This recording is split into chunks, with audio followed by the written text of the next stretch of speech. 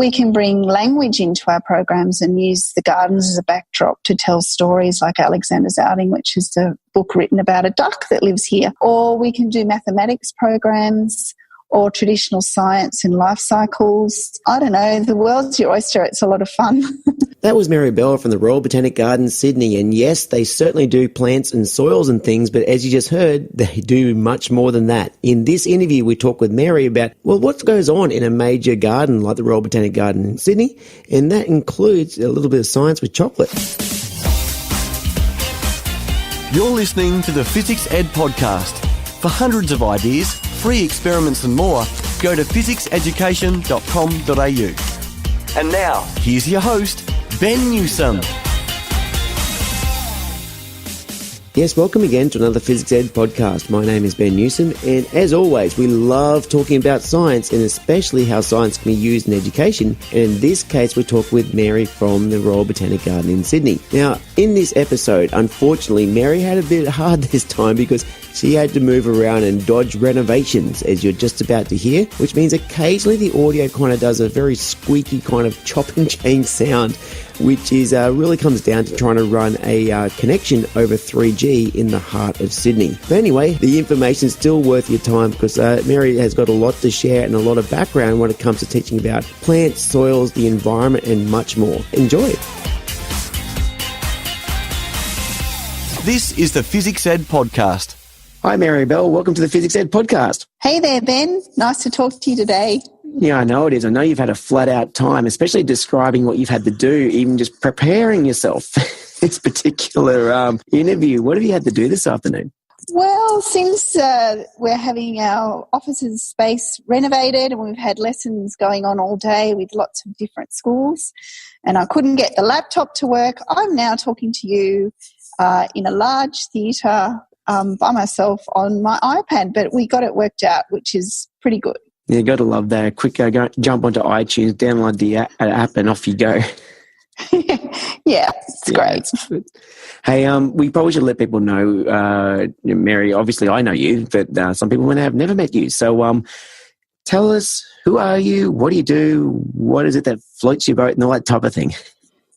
Okay, cool. Well, I'm a coordinator of school and community programs at the Royal Botanic Gardens in Sydney and also at the Blue Mountains Botanic Gardens at Mount Tomah. So these are both beautiful botanic gardens in Sydney, and I get to run a lot of school programs at them. And when I'm not doing that, I run video conferences with schools all over the place.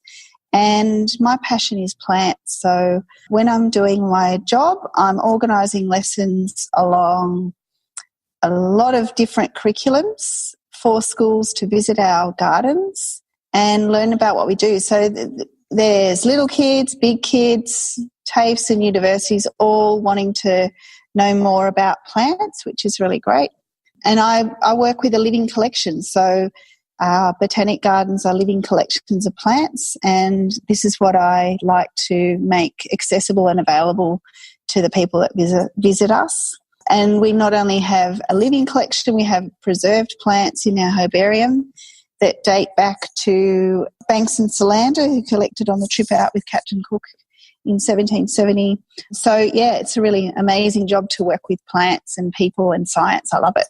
That's fantastic. And just out of interest, obviously you're heavily involved in working in the gardens, but where did this love of plants come from? Yeah, well, I have a memory. My first memory in my life is being in a cot inside a tent in the bush. Oh, gosh, that is early. So I would have been really young and I was singing songs to myself. It was a happy memory. Yeah, my family went on regular camping trips and four-wheel drive trips, and I just loved all that. I just had a deep love of the bush. And so when I went to uni, I decided that I'd do any course that had a field trip in it. Yes, and my mum was a science teacher, and at that age, everyone was saying, "You're going to be a science teacher, aren't you?" And I went, "No, I'm not." Guess what? So it'll happen to you. Right. So there you go. I don't know. It was just all around me, and I could see myself writing to my giving my mum books on plants in my early 20s and stuff like that. I don't know what was going on, but that's what's happened. Oh, look, I totally get it. Like, because I grew up all along the east coast of Australia. My father was in the army, and the family locus, the main part where we came from in northern New South Wales, is a series of properties, rural properties, so cattle, sheep, and that type of thing. And I have distinct memories as a kid as well, playing in bushland areas and making cubby houses and all that type of thing. And my first job directly out of university happened to be bushland regeneration. Maybe there's a theme here. Yeah. Yes. Certain people are attracted to certain things. Fantastic. Now, you're right. You basically are a science teacher, but you also taught in primary school. I actually haven't. Oh, you haven't? I haven't. Had. No, so I actually haven't taught in a school. So my whole career has been based in a lot of outdoor education. So there you go. I started off in pure science in my career, and whilst I liked it, I liked the idea of teaching and being with children and learning and teaching understandings. And so I went and did some teaching training, but at that time I was working at a farm in Western Sydney doing education programs there. So I did it all by cassette tape, mostly. Oh, wow. So there you go. Oh, there you go. For a start, let's just say, for sure. I mean, obviously, you're a brilliant educator. I can just imagine in front of young kids and old kids. That's probably where I thought that you'd had a bit of a primary background. But wow, I'm just thinking about teaching via tape. Tell us more. Yeah. Yeah, so the only university that ran external courses that I could do while I was working was the University of New England, and they sent you your lectures by cassette tape. So that's how I did it. But I did teach in the classroom, of course, as part of my prac, but I never did practice in the classroom. I always wanted to do this kind of work, outdoors or in museums, that kind of thing. So I've been lucky. It's good fun, isn't it? You can get to meet a lot of different schools and classes and see what makes them tick and what they're interested in, for sure. I mean, I was actually having a look at what you've been over. You used to work in soils. I did. What were you doing there? Yes.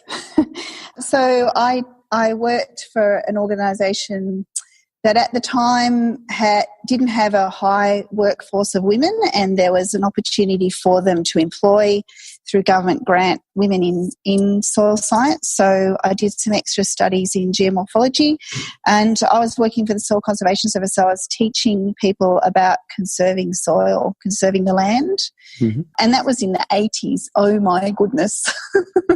So, and I also did mapping. I mapped soil in the southern areas of New South Wales around Coomera and Queanbeyan using air photo interpretation. Wow, because I mean, the funny thing about soils is that some, especially students, have often no idea that there are different types of soils, even in smaller localities like Sydney itself. I mean, there are 3 distinct soil areas, let alone the smaller parts as well of Cumberland Plain, Cooks River Clay Plain. You've got sandstone areas, and it really affects directly what the plants do.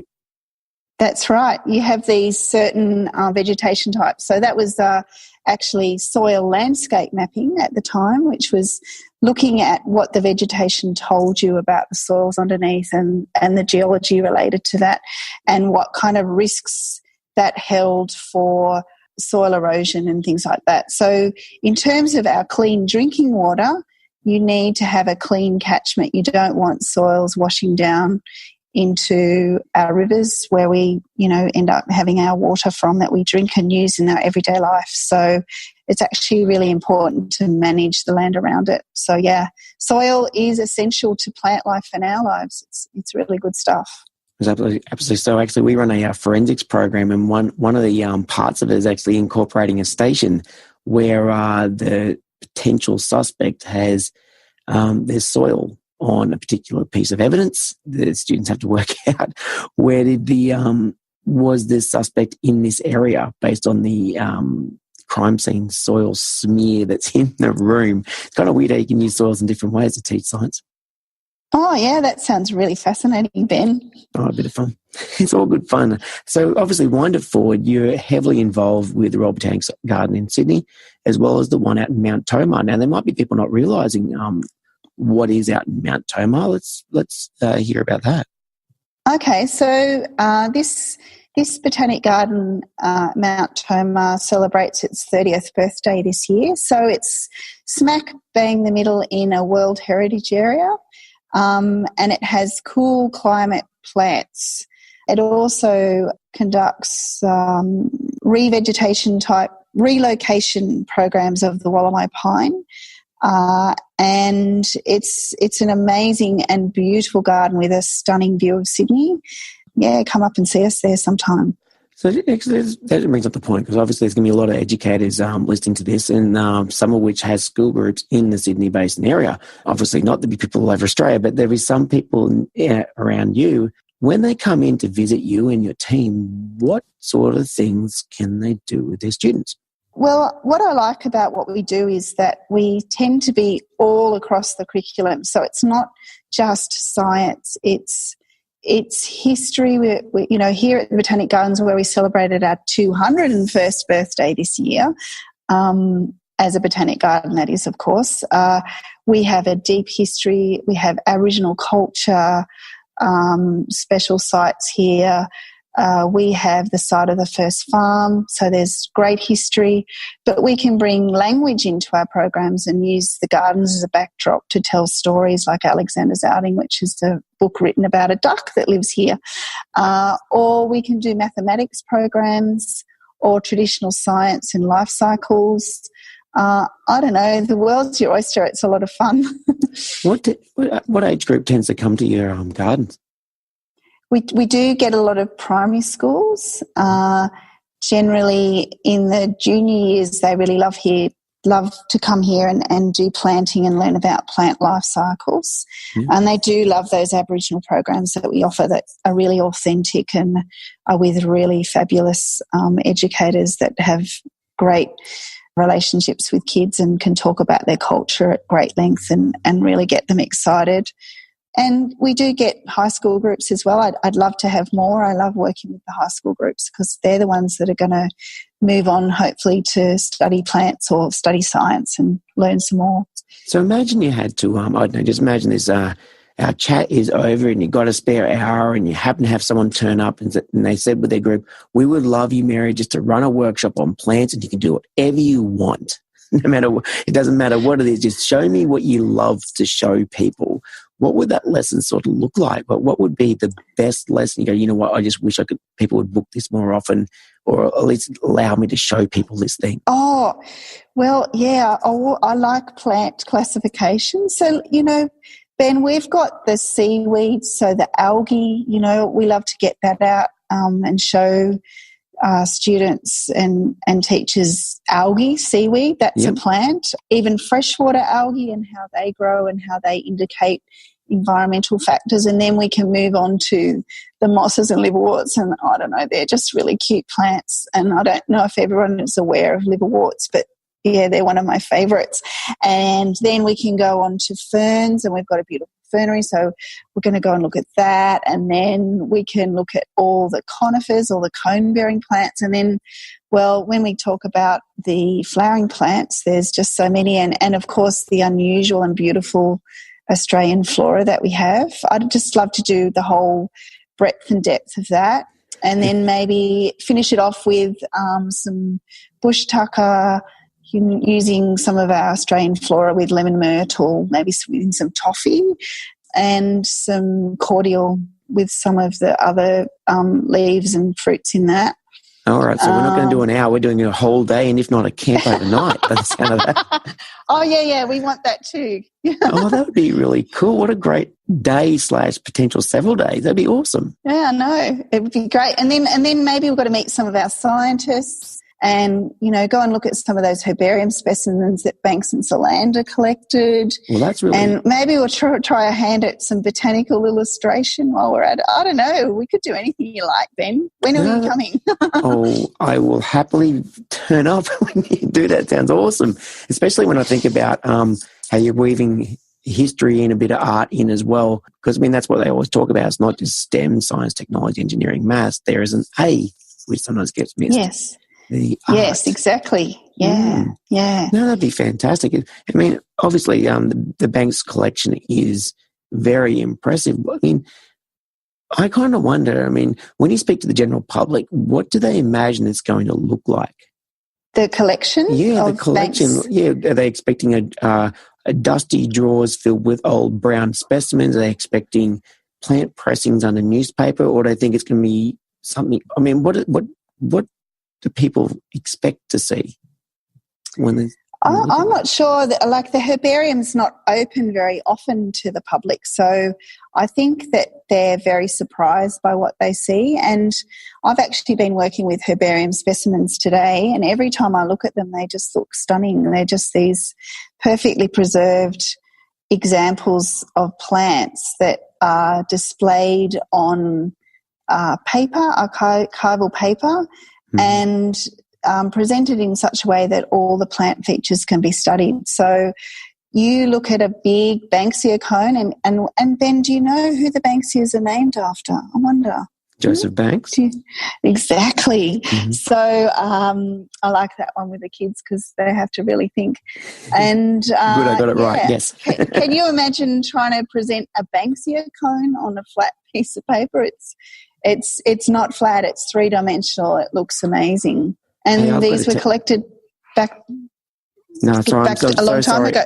Sorry for okay. talking over you there. I got a little excited because I remember this conversation I had maybe about 3-4 months ago.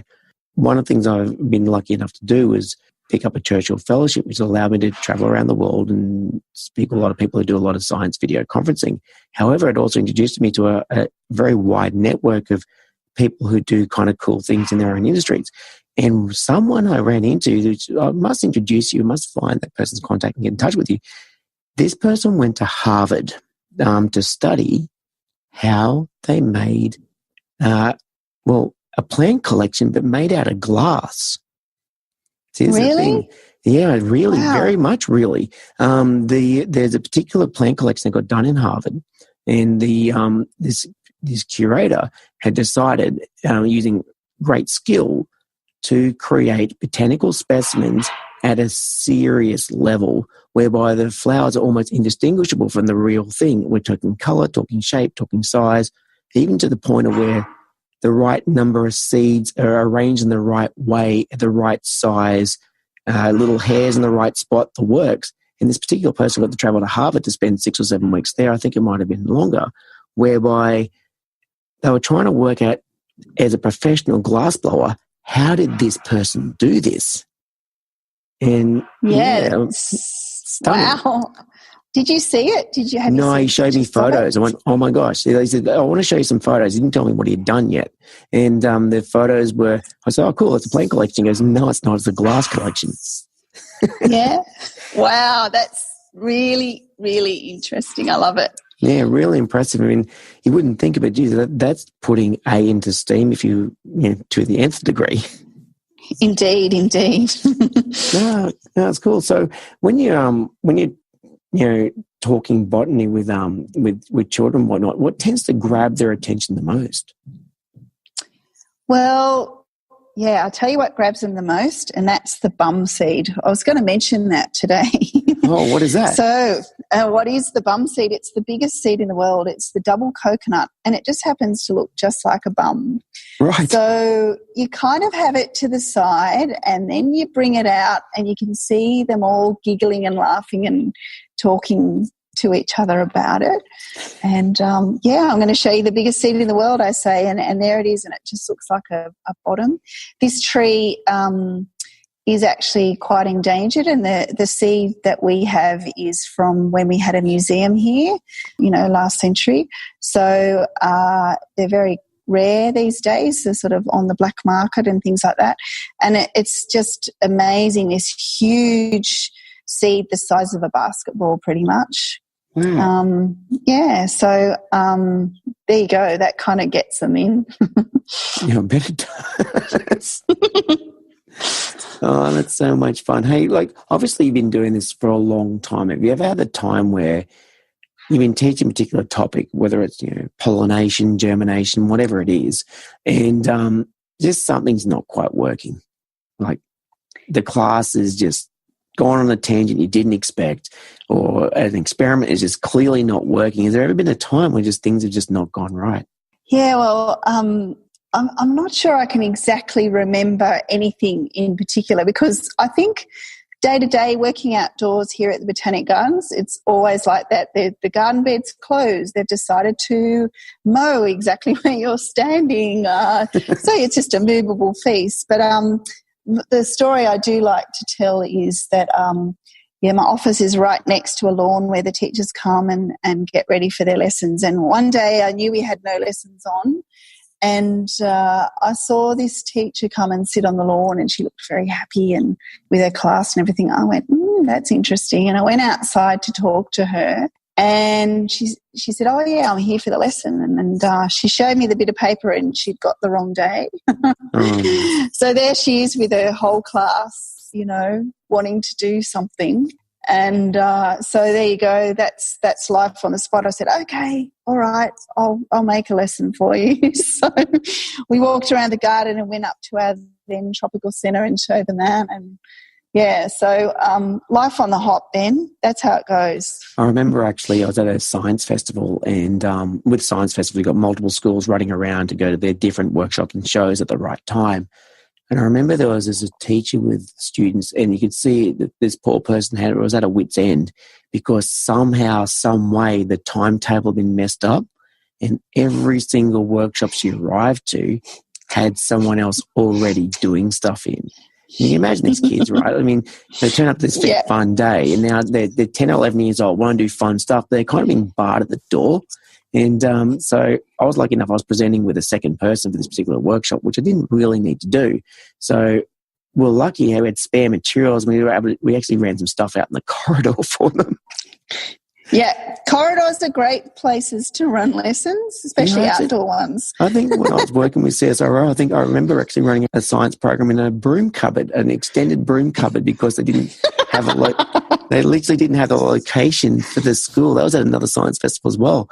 I mean, I'm not kidding. It was like this sort of, a lot of teachers know this. When you got the hall, which has the chairs and the tables, and they're all stacked up, we kind of had to rip out what we could into the corridor and shove all these 30 kids into this space.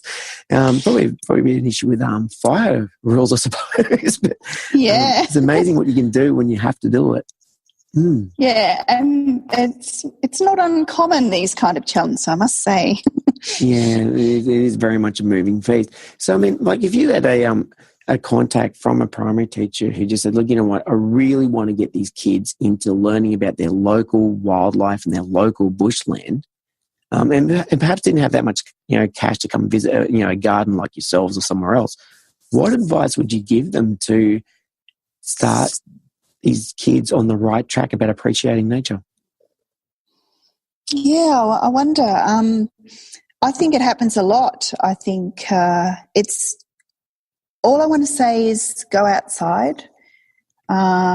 Whatever outside might be, it's a constantly changing environment, and if you spend time to just look and discover, and even if it's with cameras or just looking with magnifying glasses and just look at the small world that's going on around you, under the tree bark or under the leaves or in the mulch, there's a whole new world there. And I just think it's good to appreciate nature by looking up close and being outside.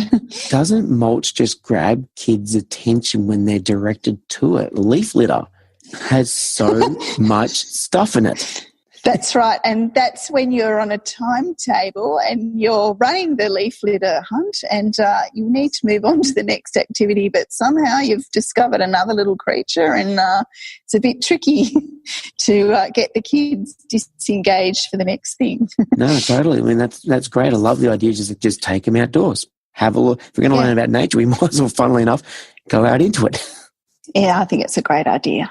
That's awesome. Now, obviously, there'll be people who would love to be able to find out how they can engage with the gardens. And even if they're in another country, I'm sure they'd be wanting to contact other gardens and that as well, just to find out what they can do. Now, as for yourself, you're heavily involved with several gardens in different ways. How could they get in touch with you? Yeah, well, I've got an email address, so I'll give you that. I'm out there on Twitter. Our webpage has have a lot of information on it. I'm really keen to do video conferencing with other countries and other places. So if anyone wants to get involved with that, I'd love to hear from you. Well, absolutely. Before you sign off, let's just have a chat about that, because I know you're doing a little bit into Southeast Asia. Yeah, we're really trying to get into Korea and particularly Hong Kong at the moment with some special sponsorship for our video conference program. We're really hoping to engage students from those countries in our program. I'm looking forward to that. That would be really cool, because the students could really show what's happening in their site with their plants and teach you. Indeed, I'd love to learn more from kids. Always keen on that. Yeah, I love a flip learning thing. It's awesome. Hey, well, thank you very much, Mary. That's great to have a chat with you. I know you've had a very busy day, especially being moved around in different parts of your sites to be able to even make this connection. But look, we made it there in the end. Appreciate the time, Ben. I've really enjoyed it. No, much appreciated. Mary, we'll put that all in the show notes so people can contact you via email and Twitter and all that type of thing. And look, I really, really, really enjoy having a quick chat with you, especially talking about an area which certainly grabs my fancy, because I really did enjoy restoring bushland areas before I became a science teacher. Yeah, I've done a bit of it myself, and there's nothing like quiet time in the bush. Exactly. And with that, we should leave the quiet as we head into the weekend. Thank you very much, Mary. Enjoy your afternoon. Ben. This is the Fizzics Ed podcast. We're all about science, ed tech and more. To see 100 fun free experiments you can do with your class, go to fizzicseducation.com.au. That's physics spelled F-I-Z-Z-I-C-S, and click 100 free experiments. And there you go, that's Mary Bell from the Royal Botanic Garden in Sydney. And I'm really, really proud to have her on board, and especially when she was in the middle of a renovation, she could have easily turned away and said, no, it's too hard, but she made it happen, especially with hammers banging, internet struggling. It was fantastic that she was going to be on board, and I was really, really happy to have her. And look, I definitely grabbed a couple of things out of that interview, so I really want to go through just a few of them, and I'd love to hear what your thoughts are on this as well. So, firstly, my first takeaway was very much be a little cheeky. And I really do mean that. Mary was only just talking about the bum seed, the world's largest seed. And of course, be a little cheeky. It's going to be a little bit of a pun. But the reason I say that is having a little twinkle in your eye, just a little bit of a, hey, I've got a bit of an inside joke here, will certainly grab kids' attention. I mean, okay, we're meant to be educators. We're meant to be holding a certain amount of decorum. However, sometimes being too formal for too long is going to turn kids off. And look, being a little cheeky, I really like that. That is really kind of cool. I do like that. Number 2, go check out a herbarium. Really, it has more than just a series of dusty plant collections. They're there so that scientists, so botanists, can compare against other type specimens to work out what sort of plants there are in the area and how are they changing over time. What's the diversity doing? It also can mean that we can discover new species that we may not be aware of purely by comparing other herbariums. And they're not necessarily always just pressed on paper. You can find arboretums. You can find places where there are living plant collections. And funnily enough, in many botanical gardens, that's where you certainly will find them. Go check them out. It's well worth your time. And number 3, definitely consider using history, culture, language as much as you can when it comes to teaching science. It just gives science a bit of a context. It's not just so much a factoid, like a series of knowledge points. Science has developed over time, and being able to go back in history and say this is what we knew then and this is what we know now, and importantly, this is why we know it. It's so critical so kids can kind of get an understanding that science doesn't exist in a vacuum. And a number of our guests have certainly talked about this. I'd love to know, what were your learnings? Hey, drop us a line. I'd love to hear more. Thanks for listening to the Fizzics Ed podcast. Love your science? We do too. Here's this episode's education tip of the week.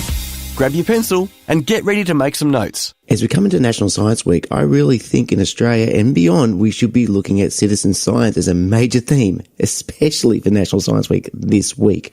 So, what could your students and your friends, colleagues, neighbours and whoever else you can speak with, what can they be doing to help out scientists in the real world? So, there are some support networks. Firstly, if you're in Australia, go jump on the Australian Citizen Science Association or the Atlas of Living Australia, or even the Australian Museum Centre for Citizen Science. Those three there will help you out in a bunch of ways to find different citizen science projects which are near your home. However, if you're not in Australia, perhaps go check out Discovery Circle or SciStarter, or even just type in Citizen Science Association or something like that into your favourite search engine. You'll find some people who will be able to help you out finding galaxies and classifying birds or fish or finding anything to do with extraterrestrial life or weather or reefs or whatever. There are heaps of different ways you can be contributing, and you'd be surprised at how easy it is. All you probably need is a smartphone and download their app.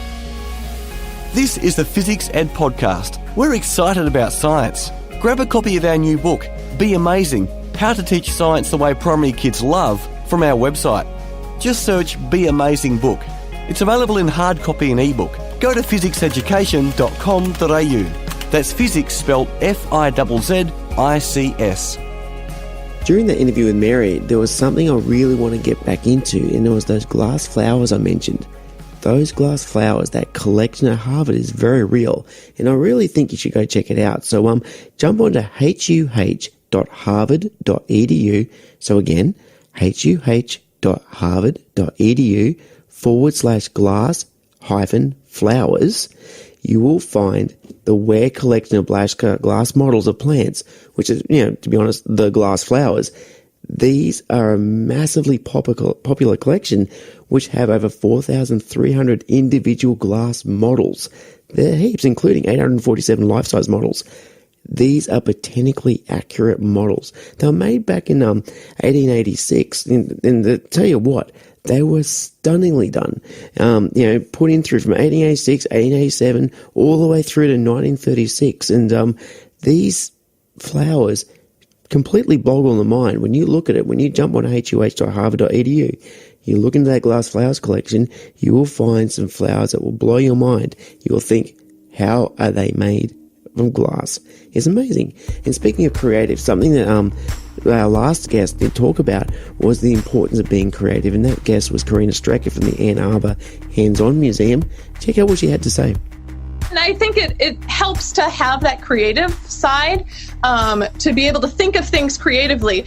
But sometimes I do find with our education programs is that sometimes not having the science background is really helpful in that I have to learn it myself. So it's like, how can I make this relatable just for myself to be able to teach it is really helpful. And okay, how am I going to have students be able to learn about this? Because it's just kind of a process where, okay, if I'm going to be talking about, molecular structure, I'm going to have to learn what that even means to begin with. And in that learning process can come out some really creative ways to teach students.